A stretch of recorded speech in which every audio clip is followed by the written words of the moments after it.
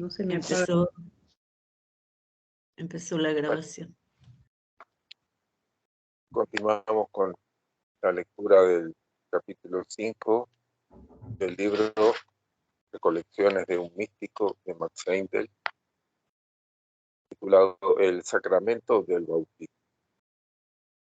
Habiendo estudiado la significación esotérica de nuestras festividades cristianas, tales como Navidad y Pascua, y habiendo hecho lo mismo con la doctrina de la Inmaculada Concepción, bueno será que dediquemos nuestra atención al significado interno de los sacramentos de la Iglesia que administran individualmente en todas las tierras cristianas, desde la cuna hasta la tumba, y que le acompañan en todos los momentos interesantes de su viaje terrestre. Tan pronto como comienza. Tan pronto como comienza la jornada de su vida, la Iglesia le admite en su rebaño por medio del rito del bautismo, que le es conferido cuando es todavía irresponsable por sí mismo. Más tarde, cuando su mentalidad se ha desarrollado algún tanto, ratifica aquel contrato y es admitido a la comunión, donde el pan es partido y el vino escanciado en memoria del fundador de nuestra fe. Todavía más adelante en su existencia llega el sacramento del matrimonio y finalmente al terminar su carrera y volver al espíritu a Dios que se lo dio, el cuerpo es consignado al polvo, su origen, acompañado de las bendiciones de la Iglesia. En nuestros tiempos protestantes, el espíritu de protesta es excesivo en extremo y los disidentes en todas partes levantan sus voces en rebelión contra la fantástica arrogancia del clero y califican a los sacramentos como de mera mojiganga. A causa de esta actitud del espíritu, estas funciones han llegado a ser de poco o ningún efecto en la vida de la comunidad.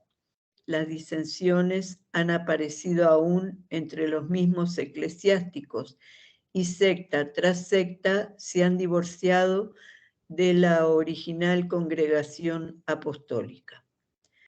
A pesar de todas estas protestas, las varias doctrinas y sacramentos de la Iglesia son, no obstante, las piedras angulares del arco de la evolución, pues inculcan una moral de la más elevada naturaleza e incluso materialistas científicos tales como Huxley han admitido que mientras que la propia protección trae la supervivencia de los más aptos, entre comillas, en el reino animal y es, en consecuencia, la base de la evolución animal, el sacrificio de sí mismo, entre comillas, es el principio en que se nutre el progreso humano.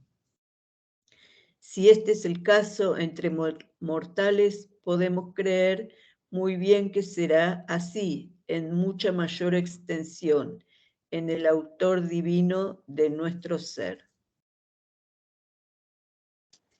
Entre animales, la fuerza es un derecho, pero nosotros reconocemos que los débiles tienen derecho a la protección de los fuertes.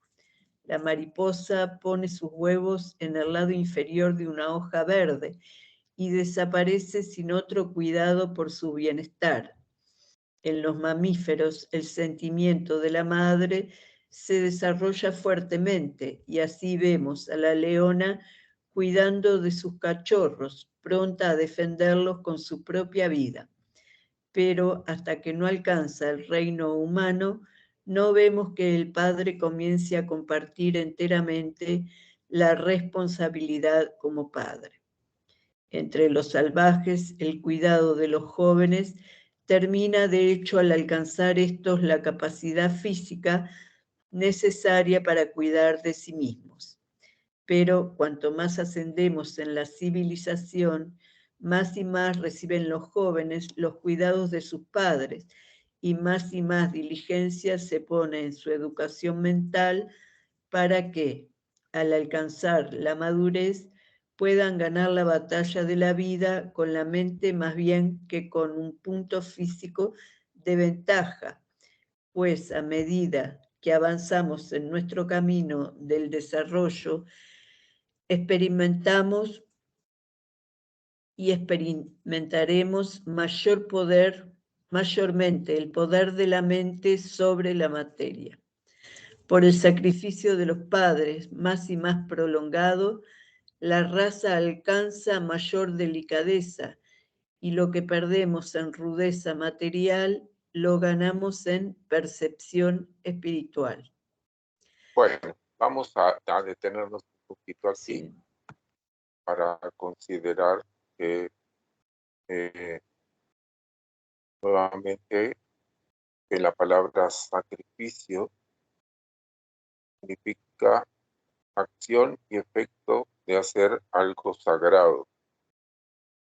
¿Y qué es lo sagrado a lo que se refiere Max Heindel? Están haciendo los padres.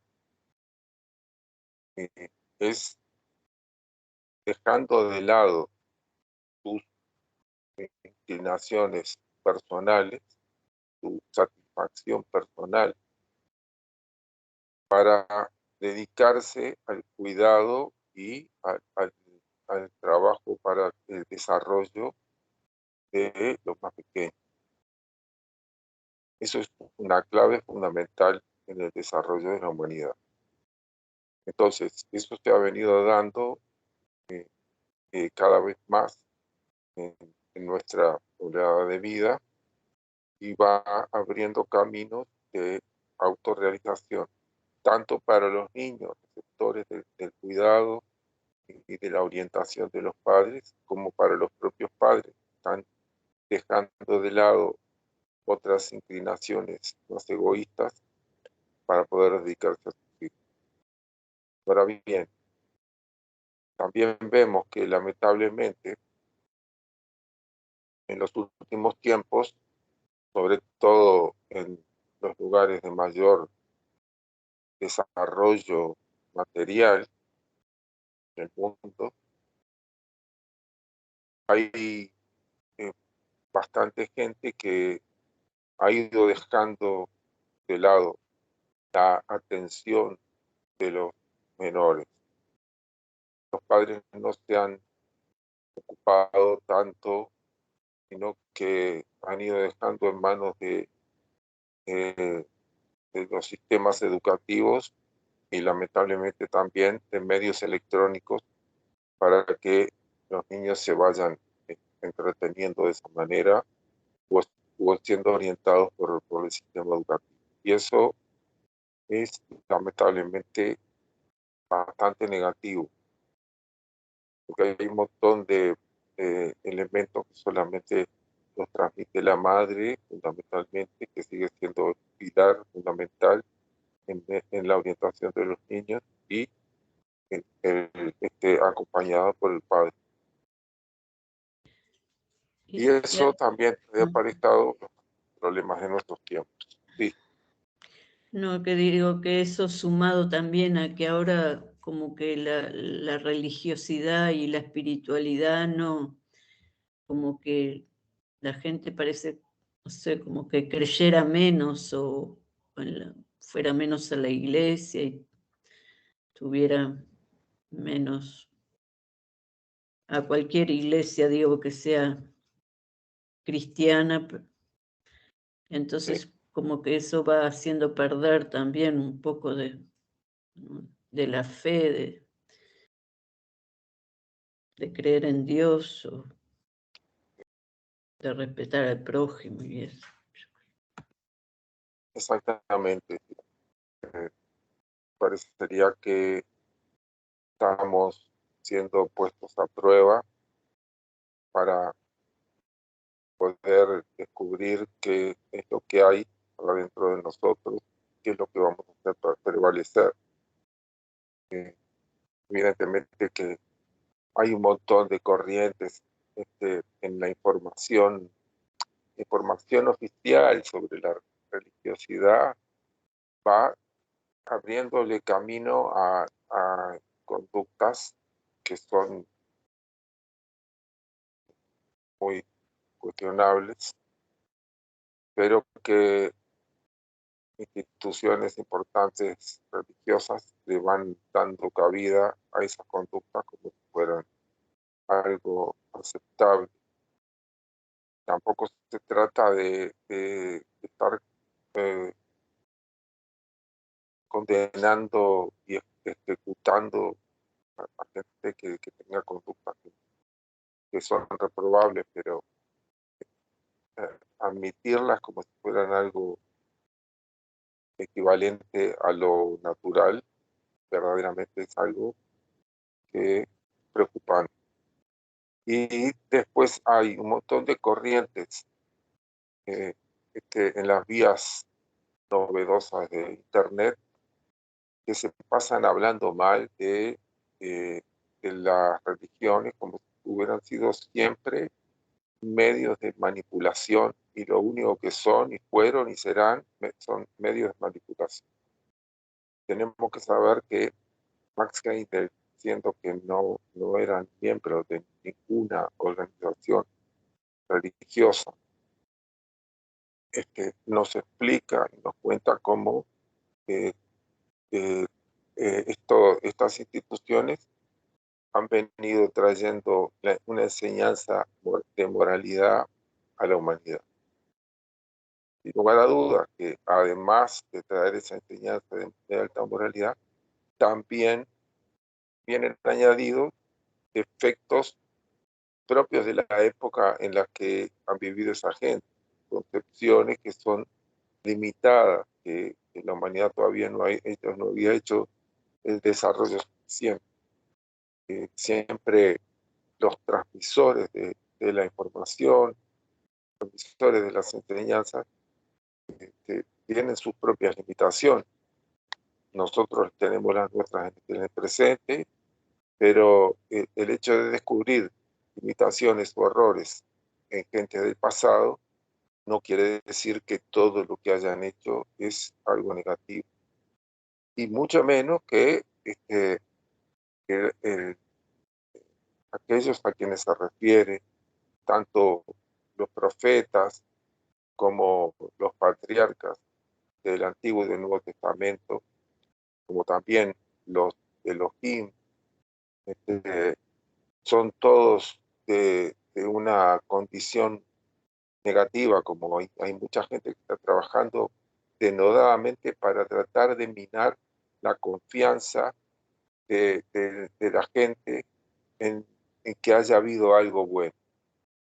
Es una forma de deteriorar el ánimo como para que la gente baje los brazos y se entregue a ser egoísta, porque estamos en una guerra donde el botín es el alma humana, como está escrito desde el Antiguo hasta el Nuevo Testamento, como también lo señalan alguna gente que ha tenido y tiene algún alcance de desarrollo espiritual en este tiempo.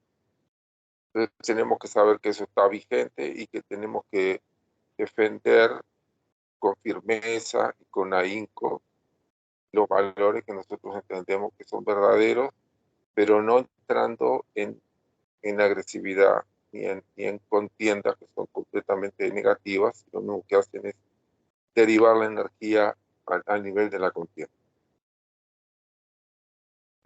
Bueno, Mike Heindel no tuvo que vivir todo esto, pero la actitud de Mike Heindel es algo fundamental. Es una actitud de comprensión y visión positiva siempre sobre lo que se tiene que desarrollar. Los iniciados se enfrentan con su propio guardián del umbral, que es lo más asustador que uno se puede imaginar. Uno piensa que uno no se va a asustar, pero es algo que le hace sentir a uno que todo lo que ha desarrollado en vidas anteriores de errores o tendencias viciosas o negativas, ha configurado una entidad que uno tiene que enfrentar y tiene que poder mantenerse firme sin agredirla y pasar a ocuparse al proceso de transformación, porque esa entidad se ha venido configurando y alimentando de nuestras propias zonas oscuras. Entonces, parte del trabajo del iniciado es que inicia precisamente un proceso de transmutación y de elevación espiritual de aquello que uno inconscientemente ha generado. Entonces, digo esto porque los iniciados todos saben la terrible profundidad que hay en la oscuridad y lo enormemente difícil que significa enfrentar la oscuridad.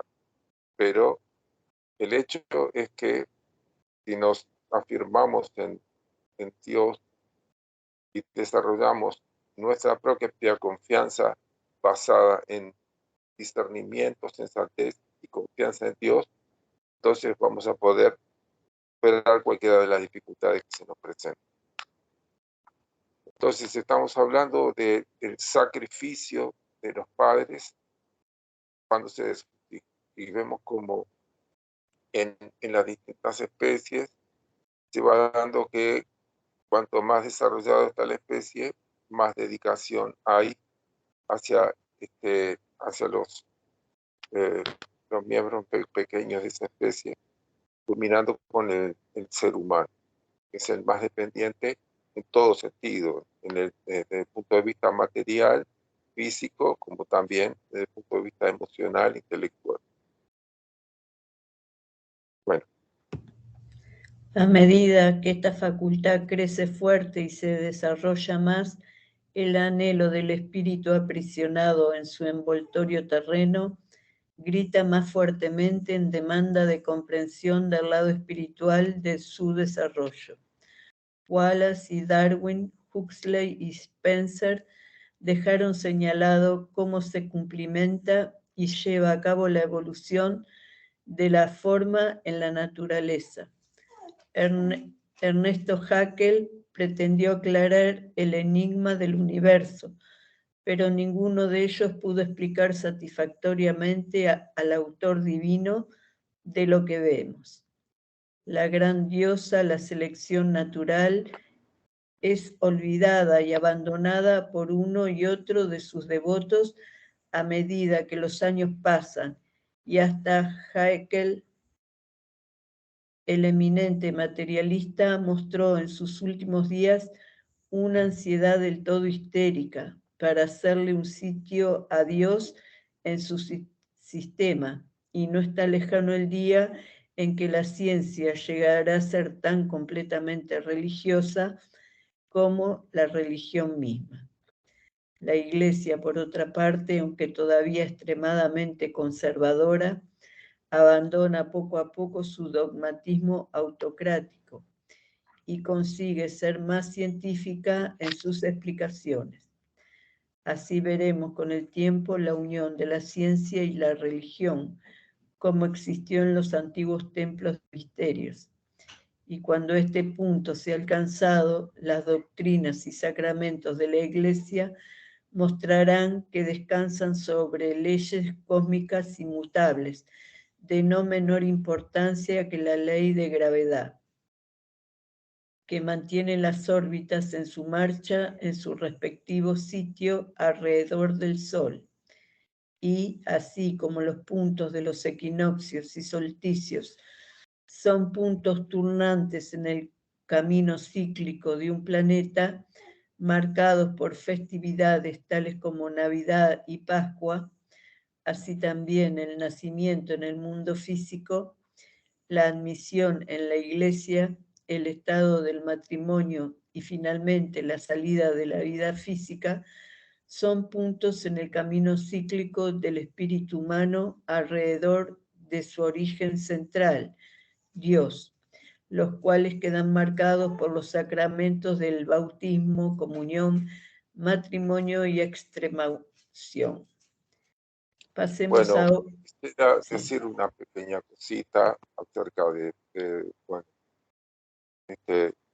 Mike Hendel señala a la selección natural y la denomina la gran diosa, porque se le asigna a la selección natural una especie de atributo divino, por medio del cual algunas especies subsisten y otras especies van quedando para atrás.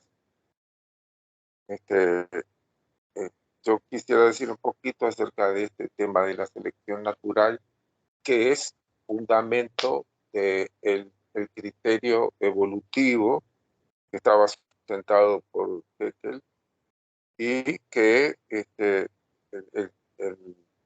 señor Darwin es el que ha tenido mayor difusión, mayor propaganda al respecto. Pero bueno, Darwin era un naturólogo que hizo algunas expediciones y encontró algunas diferencias entre características de miembros de la misma especie que estaban en distintas zonas del planeta, porque se alimentaban de distintas cosas o por distintos motivos. El tema que la selección natural cubre un misterio muy grande. Se le pone un par de palabras para decir que es por selección natural. Hay condiciones genéticas que son favorables y que hacen prevalecer a algunos grupos.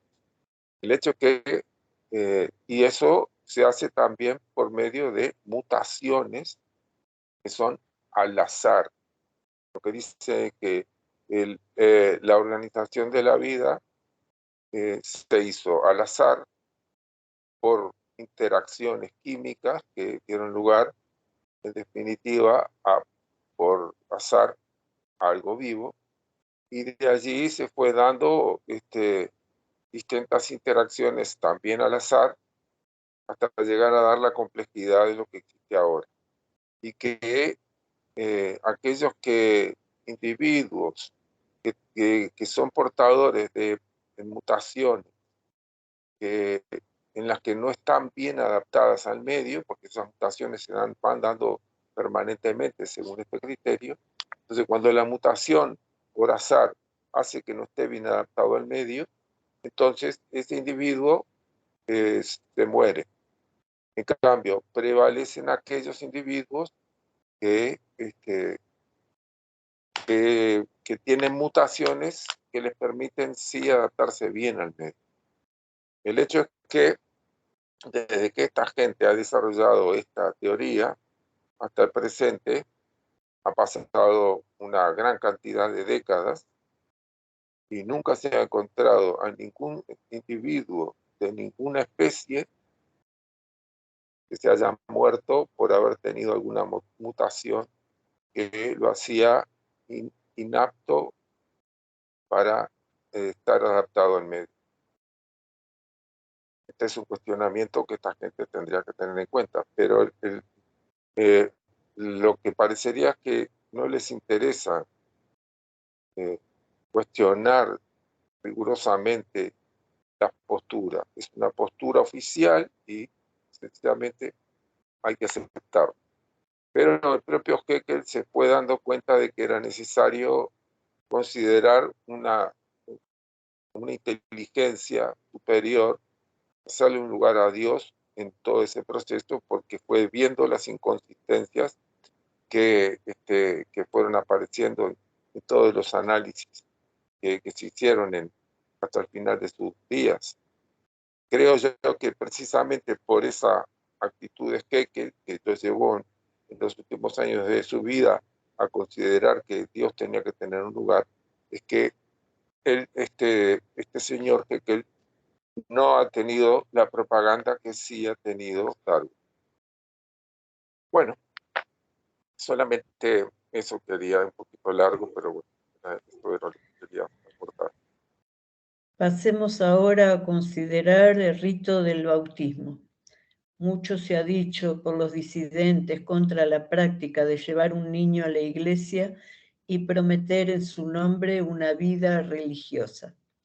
Calurosos argumentos concernientes a la rociada contra la zambullida han traído grandes divisiones en las iglesias. Si queremos obtener una verdadera idea del bautismo, debemos retroceder a la primitiva historia de la raza humana, según está señalado en la memoria de la naturaleza. Todo lo que ha ocurrido está indeleblemente escrito en el éter.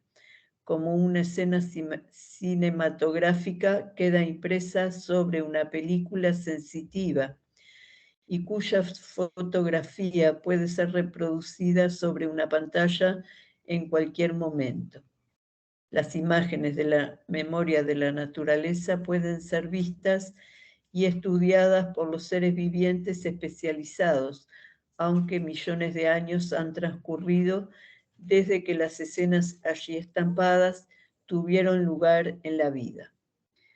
Cuando consultamos este imperecedero recuerdo, encontramos que hubo un tiempo en que lo que ahora es nuestra tierra salió del caos, oscura y disforme, como lo relata la Biblia. Las corrientes desarrolladas por agentes espirituales en esta nebulosa masa generaron calor y la masa fue puesta en ignición en el tiempo en que se nos dice que Dios pronunció su hágase la luz, entre comillas. El calor de la ígnea masa y el espacio frío que la rodeaba generaron la humedad. El fuego nebuloso quedó rodeado de agua hirviente y el vapor fue proyectado a la atmósfera, y de este modo Dios dividió el agua de las aguas. El agua densa que estaba cerca del fuego nebuloso, separada del vapor, que es agua en suspensión, entre paréntesis, como lo explica la Biblia. Cuando el agua que contiene sedimentos hierve, deposita más cantidad de pozos y similarmente el agua que rodeaba nuestro planeta formó por último una corteza alrededor de su centro en ignición. La Biblia además nos informa de que una nebulosa se levantó del suelo, y es fácil concebir cómo la humedad se evaporó gradualmente de nuestro planeta en aquellos días lejanos. Los viejos mitos son mirados generalmente como supersticiones en nuestros días, pero en realidad cada uno de ellos contiene una gran verdad espiritual en imágenes simbólicas. Estas historias fantásticas fueron proporcionadas a la humanidad en su infancia para enseñarle lecciones de moral que sus intelectos recién nacidos no estaban en sazón de recibir. Se les enseñó por mitos, de forma muy parecida como enseñamos a nuestros niños por medio de libros, con grabados y con fábulas, lecciones que estaban más allá de su comprensión espiritual. Una de las más grandes de estas historias mitológicas es El anillo del Nibelungo, entre comillas, que nos habla de un maravilloso tesoro escondido bajo las aguas del Rin. Era una masa de oro en su estado natural, colocada sobre una alta roca iluminaba enteramente todo el paisaje submarino, en donde las ninfas correteaban inocentemente en alegres juegos. Pero uno de los nibelungos, llevado de la codicia, robó el tesoro de las aguas y huyó. Le fue imposible, sin embargo, darle forma hasta que hubo adjurado al amor. Entonces le dio la forma de un anillo que le daba poder sobre todos los tesoros de la tierra, pero al mismo tiempo inauguró la era de las disensiones y de las batallas. Por sucesión, el amigo traicionó al amigo, el hermano mató al hermano, y por todas partes causó opresiones, pesares, pecados y muertes, hasta que fue por fin restituido al líquido elemento, y la tierra se consumió en llamas. Pero más tarde se levantó como el nuevo fénix de las cenizas del viejo pájaro, un nuevo paraíso y una nueva tierra donde la rectitud fue restablecida. Esta vieja historia popular contiene una maravillosa descripción de la evolución humana. El nombre Nibelungo deriva de las palabras alemanas Nebel, que significa niebla, y Ungen, que significa hijos. Así que la palabra Nibelungo significa hijo de la niebla y se refiere a la edad en que la humanidad vivía en la atmósfera brumosa que rodeaba nuestra Tierra en el punto de su desarrollo previamente mencionado. Allí la humanidad infantil vivía en una vasta fraternidad, inocente de todo pecado, como los niños de hoy, iluminada por el espíritu universal, simbolizado por el oro de Rin, que proyectaba su luz sobre las ninfas marinas de nuestra historia. Pero en su día la tierra se enfrió más y más. La niebla se condensó y causó depresiones sobre la superficie de la tierra con sus aguas. La atmósfera se esclareció, los ojos del hombre se abrieron y percibióse a sí mismo como un ego, entre comillas, separado. Entonces el espíritu universal de amor y solidaridad fue reemplazado por el egoísmo y el cuidado del propio interés. Este fue el robo del oro de Rin, y el pesar, el pecado, la disputa, la traición y el asesinato tomaron el sitio de aquel amor infantil que existía entre la humanidad durante aquel primitivo estado, cuando residía en la atmósfera acuosa desde hacía tanto tiempo. Gradualmente esta tendencia se hace más y más marcada y el curso del egoísmo más y más aparente. La inhumanidad del hombre para con el hombre pesa como un puño funerario sobre la tierra y ha de traer inevitablemente la destrucción de las condiciones existentes. Toda la creación gime y se afana en espera del día de la redención, y la religión occidental da la nota tónica del camino para obtenerla, al exhortarnos a querer a nuestros semejantes como a nosotros mismos, pues entonces el egoísmo será abrogado por la fraternidad universal y por el amor. Bueno, Max Heidel nos está diciendo que el sacramento del bautismo, el rito del bautismo que ha venido practicando durante tanto tiempo, no es otra cosa que una manifestación de un acontecimiento que vivió toda la humanidad, llevado a nivel individual, en el tiempo presente. Y si bien es cierto que se hace en la infancia, también fue en la infancia de la humanidad que toda nuestra oleada de vida vivió esa condición de estar inmersa en el agua y el agua naturalmente en estado de vapor, de suspensión. Y todo ese tiempo de la época atlántica, en donde se dieron todas estas condiciones que están descritas en el Génesis al principio, son condiciones que vienen asociadas a un desarrollo de esta condición del egoísmo, que es precisamente un obstáculo, aunque también es una parte del proceso que la gran mayoría de la humanidad no tuvo más remedio que vivir. Ahora, aquellos que han quedado atrapados en el egoísmo y en los placeres mundanos, esa gente está corriendo riesgo de rezagarse. En cambio, la gente que ha despertado un anhelo por los valores espirituales, esa gente cada vez más siente la diferencia abismal que hay entre una práctica egoísta aceptada por la sociedad y el anhelo del alma que está necesitando verdaderamente una interrelación de cooperación, de valoración de lo justo y de lo verdadero, y en ese abismo que se genera allí, también se pone a prueba qué es lo que hay en cada ser humano, qué es lo que se ha venido gestando en todo el proceso evolutivo.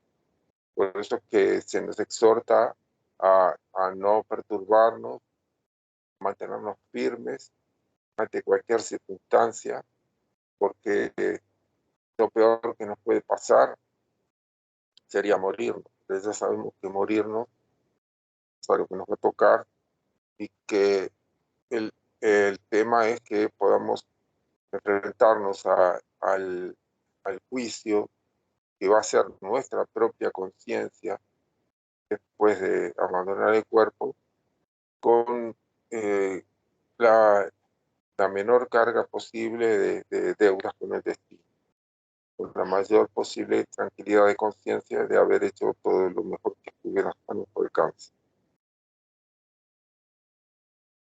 Y entonces, por eso es que Mike Hendel nos está señalando esta historia de los nivelungos, que nos está diciendo que el rito del bautismo es algo que tiene una vigencia, una realidad en nuestro pasado evolutivo, pero de ahí se proyecta a una realización que es el anhelo del alma de los buscadores del presente.